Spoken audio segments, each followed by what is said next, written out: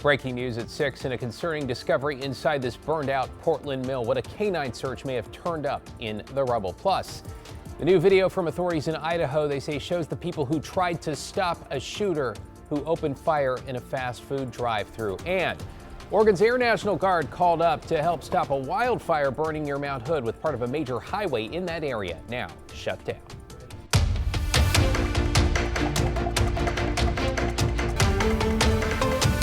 A very good evening, everyone. David Mulco with you on this Friday. We want to get right to breaking news in Northwest Portland in the aftermath of this massive fire at a century-old abandoned mill. Fire investigators now telling us there is a high likelihood there are human remains buried in the rubble, with the building itself still in danger of collapsing. Let's bring in Alma McCarty live in the Pearl with those breaking developments. Alma.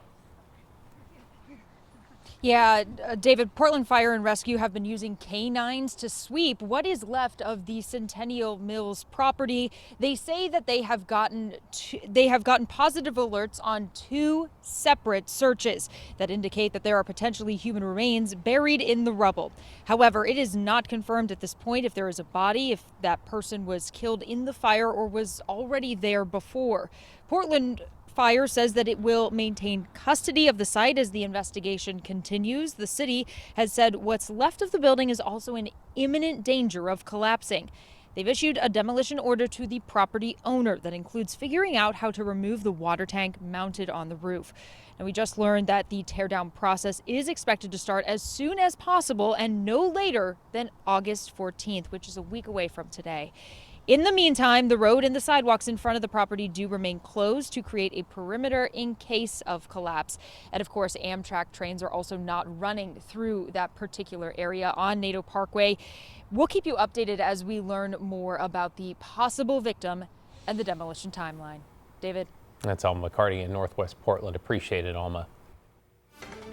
Let's switch to wildfires now. And an update, Oregon Air National Guard crews have been activated to help with the Grasshopper fire that's burning southeast of Mount Hood. That includes airmen from the 142nd Wing at the Portland Air National Guard base with additional teams now on standby. A red flag warning has made things tough on crews, especially when it comes to the winds, with drivers now forced to detour because of a 12-mile stretch of Highway 35 that has now been closed. John Adams begins our team coverage in the Cascades.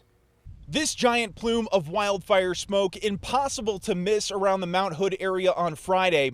The western end of the 43,000-acre Grasshopper fire causing closures on the popular Highway 35 and disrupting travel, including this man from Arizona on a Pacific Northwest road trip. I was coming down the highway going south and saw the wildfires, and I thought, that doesn't look good. And then I saw a staging area for the firefighters. We also spoke to this family from Vancouver, BC. Their planned trip from Trillium Lake to Hood River interrupted by the road closure. This is very close that we are seeing the wildfire in front of our eyes, basically. And it's making our travel plans. We have to take a detour now. Just be flexible. The fire has caused evacuations in communities across this part of the state, including this man and his family from Pine Hollow. Last week we had to evac our family and send them into Portland and stuff because the smoke and the fire came way too close to our community. It got within less than a quarter mile of our community. In a Friday morning update, fire officials say crews will do what they can to stop the fire from jumping Highway 35 as its western end continues to creep that direction. Winds out of the west are a positive sign as the fire remains only 23% contained. It's really hard on the firefighters and everybody, I guess. It's just really hoping that it's going to get better soon. Locals concerned with how long the fire may burn. It doesn't sound like they'll be able to get a tamer, especially with the winds, and August is really hot. So it's hard to think that they'll get it out before winter. John Adams there. We're all hoping conditions are going to get better. Doubt it's going to be anytime soon, though, Matt, you know? No, not up around the fire itself.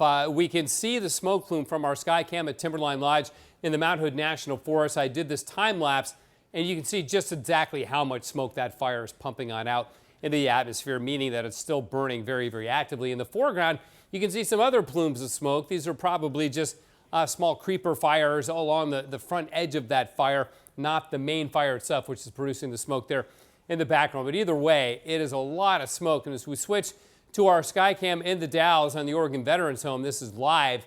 You can see the edge of that smoke plume. The fire burning over here in the Mount Hood National Forest, and that smoke plume getting blown to the east-northeast, which I'll show you the satellite imagery as well. Over in the Dalles, it's 96. Look at the humidity, only 11%. The winds are gusting to 35. It's gusted to 40 miles an hour. So between the dry air, the heat, and the wind, we've got fire weather warnings up for dangerous fire weather conditions in the gorge and the Columbia Basin. Meanwhile, the winds will continue tonight. They'll back off overnight, be calm in the morning hours or calm-ish, and then they pick up again in the afternoon. Gusts to 23, 30 miles an hour from Hood River to the Dalles. Same thing on Sunday, gusts of 25 to 30 miles an hour, that part of the gorge. Up on the fire itself, they should be a little bit lighter, but some of these areas still get gusty winds with this kind of a pattern here. So it's going to be very terrain-oriented along the fire. You see the smoke plume, though, gets blown farther on off to the east, and western Oregon should be smoke-free beginning tomorrow. David? Still a lot to keep an eye on. Thanks so much, Matt. To your headlines now. Oregon's governor announcing today that she supports local moratoriums on data centers. Hillsborough has enacted a 120-day ban on new data centers starting last month. Several other communities are discussing it. Governor Kotek saying the state needs to have more conversations about data centers and their impact. She also wants Oregon's Data Center Advisory Committee to make its policy recommendations to the legislature next year. The Oregon Health Authority is warning of yet another measles exposure site, this time in Clackamas County. Health officials say anyone at Kaiser Permanente's Mount Scott Medical Office between 1:35, who was there between 1:35 and 3:44 on Thursday, may have been exposed. Just yesterday, officials identified the ER waiting room at Randall's Children's Hospital as another potential exposure site. If you were in the waiting room there Monday evening or Wednesday morning or afternoon, you may have been exposed. And deputies have arrested a murder suspect in the Mount Hood National Forest for a crime they say he committed in California. Cameras caught the moment SWAT teams moved into the campsite earlier this week. It turns out Clackamas County deputies first came across the man last Thursday near Harriet Lake. He told them his name was Daniel Jocelyn, but a check of the man's vehicle records found the real Jocelyn had been reported missing. Authorities in California told deputies the man might be Chris Jones, the suspect in Jocelyn's murder. The SWAT team went back to the campsite to make the arrest. He now awaits extradition to California.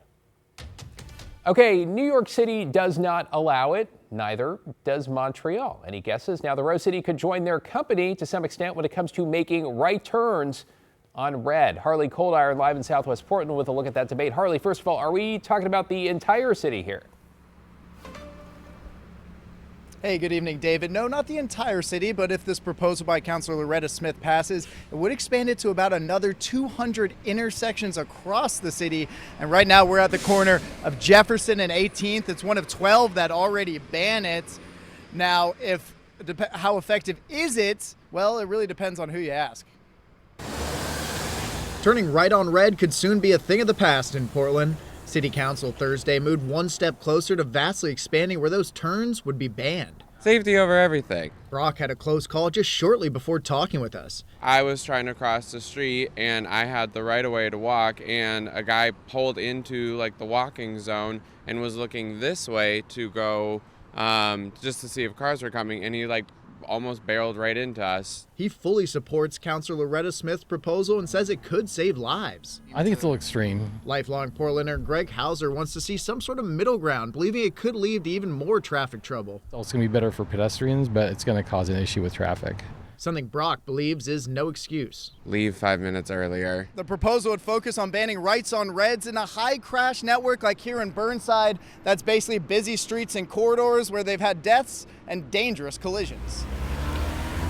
It's part of a larger push by the city to move towards Vision Zero, a mission aiming to ensure nobody in a car, on 2 feet, or 4 wheels dies from collisions on our city streets. I have to be extra cautious when I cross the street, especially in Portland, because people just sort of blow through stop signs. We caught up with these two who support the idea but aren't convinced it makes sense for Portland. Peter previously lived in Manhattan where all rights on reds are banned. I mean, pedestrian volume here is so minimal compared to a big city like New York. Jason Myers says it doesn't mean much without enforcement. I don't trust the no turn on right signs. I don't think that stops people. Now fatal crashes have declined in recent years. Councilor Loretta Smith credits that to this initiative along with others. The final vote's set for next Wednesday. If it does pass, there'd be a 30-day education period before enforcement begins. David? Enforcement, always the big question. Harley Cold Iron in Goose Hollow. Thanks, Harley.